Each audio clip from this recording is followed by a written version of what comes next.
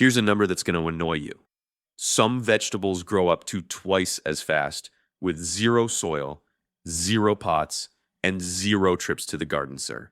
And almost nobody is growing them that way. Think about that for a second. You've spent money on potting mix. You've spent money on seed trays, on fertilizer, on those little peat pellets that always seem to mold before anything sprouts. And this whole time, there's been a faster, cheaper, cleaner way sitting in your kitchen cupboard, a mason jar and some tap water. I'm going to show you 5 vegetables that don't just tolerate growing in water, they actually prefer it. They grow roots faster, they grow leaves faster, and in a couple of cases, they'll outproduce their soil-grown cousins without you lifting a finger past week 1. And I'm saving the last one for the end, because it's not on any regrow your veggie scraps list you've ever seen.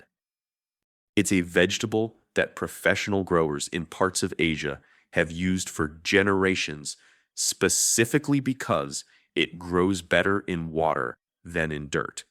And the reason your local nursery has never mentioned it to you is almost insulting once you hear it. Let's start with the one you already have sitting in your fridge right now. Quick myth bust before we get into the list, because this reframes everything. Plants don't actually need soil. Soil is just a delivery mechanism. It holds water, holds nutrients, and holds the plant upright. If you deliver those 3 things another way, the plant doesn't know the difference. In fact, for certain vegetables, water delivers oxygen to the root zone more efficiently than compacted potting mix ever does, which is part of why root growth can outpace soil-grown plants in the first 2 to 3 weeks. And if you've bought bags of soil, killed seedlings, and quietly assumed you just don't have a green thumb, that's not on you. Nobody hands you this information at checkout. The business model of a garden center depends on you buying soil, buying containers, buying fertilizer every single season. A vegetable that regrows indefinitely in a jar of tap water doesn't sell a single bag of anything. There's no incentive for anyone in that industry to tell you this works, so they don't. 1. Green onions, scallions. This is the gateway drug of water gardening, and if you've never tried it, you're about to feel a little cheated by every grocery bill you've ever paid for green onions. Next time you use scallions, don't throw out the white root end. Save about an inch of the base, roots intact, and drop it into a small glass with just enough water to cover the roots, not the cut top. Set it on a windowsill. Change the water every couple of days so it doesn't go cloudy. Within 24 hours, you'll see new growth pushing up from the center. Within a week, you'll have enough green to snip for a meal. And here's the part that gets people. You can keep harvesting from the same base for weeks, sometimes months, before it finally gives out. So here's my question for you. How many green onions have you thrown in the trash in the last year without realizing every single one of them could still be alive right now? 2. Celery. Same base concept, bigger payoff. Cut the celery stalk about 2 inches from the root base. You want that little nub intact, and stand it in a shallow dish of water, cut side up. Here's the number that surprises people. Within 5 to 7 days, you'll see pale new leaves sprouting from the center of the base. Leave it in water for about 2 weeks, and it'll build a small root system strong enough to transplant into soil if you want a full stalk eventually. But even if you never move it to soil, that regrowth is genuinely edible, genuinely fresh, and it costs you nothing beyond a stalk you already bought.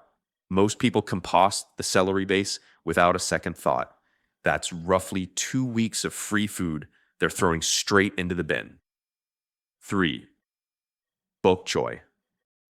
This one behaves almost identically to celery, but the mistake people make with bok choy is the one thing that kills the whole project before it starts.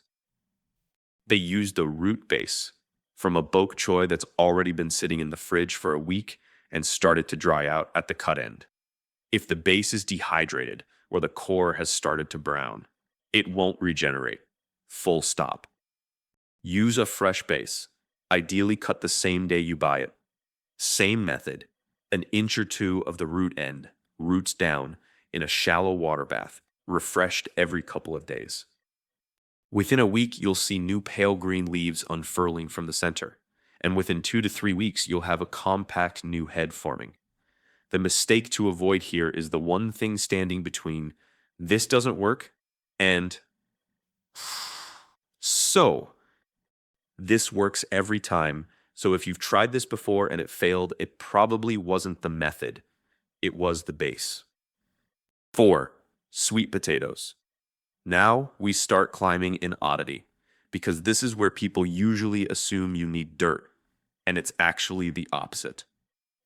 Take a whole sweet potato, ideally an organic one, since conventional sweet potatoes are sometimes treated with a sprout inhibitor, and suspend it half submerged in a jar of water, using toothpicks stuck into the sides to hold it in place, pointed end down. Set it somewhere warm and sunny. Over the next 2 to 3 weeks, you'll watch roots develop underwater, while small purple-green sprouts, called slips, push up from the top. This isn't a novelty trick. Commercial sweet potato growers propagate their entire crop this exact way before ever putting a slip into soil, because water propagation produces a stronger, more uniform root system than direct soil planting does. And once those slips are 4 to 6 inches long, you can twist them off, root them in a fresh glass of water for about a week, and then plant them, meaning one sweet potato can hand you a dozen or more individual plants without you buying a single seed packet. Here's a fun fact most people don't know. A single sweet potato left in water long enough will keep producing new slips continuously for months, as long as you keep refreshing the water. It's less like growing a vegetable and more like owning a slow, silent factory. 5. The one I held back, water spinach. This is it. This is the one your garden center almost certainly does not stock, has probably never mentioned, and, I'd bet, may not even know exists. It's called water spinach, also sold under the names kangkong or Choy, depending on where you are. And unlike everything else on this list, it isn't a kitchen scrap regrowth trick. It's a vegetable that is, by nature, semi-aquatic. In its native growing regions across Southeast Asia, it's cultivated directly in flooded paddies and irrigation canals, because dirt is genuinely optional for this plant.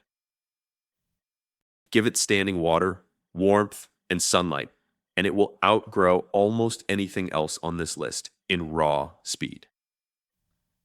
Here's why you've probably never heard of it, and it's the same reason running through this entire video. It doesn't need a bag of anything.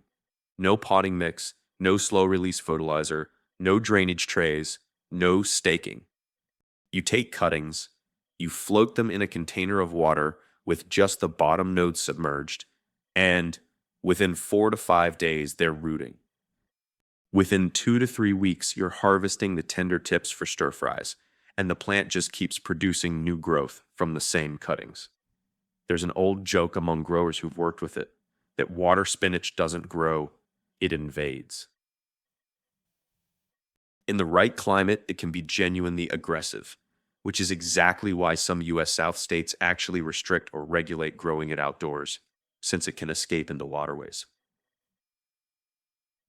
Grown responsibly in a contained jar or tub on a windowsill, though, it's simply the fastest, lowest effort vegetable on this entire list. And it's the one piece of proof that the whole vegetables need soil. Assumption was never really true to begin with. It was just never profitable for anyone to tell you otherwise. Quick pattern break, because I want you to actually picture this instead of just listening to it. Line up 2 jars side by side. one with a celery base sitting in water, one with a celery base you planted straight into a pot of soil. Same day, same light. By day 7, the water jar has visible new growth pushing from the center. The soil pot, more often than not, is still sitting there looking exactly like it did on day 1 because the plant is spending that first week building roots you can't see instead of leaves you can. That's the whole trick this video is built on. Water doesn't just match soil. In that early window, it visibly outpaces it. And you can prove that to yourself on your own kitchen counter without spending $1. Here's what this really is. Underneath the kitchen counter trick of it, it's independence.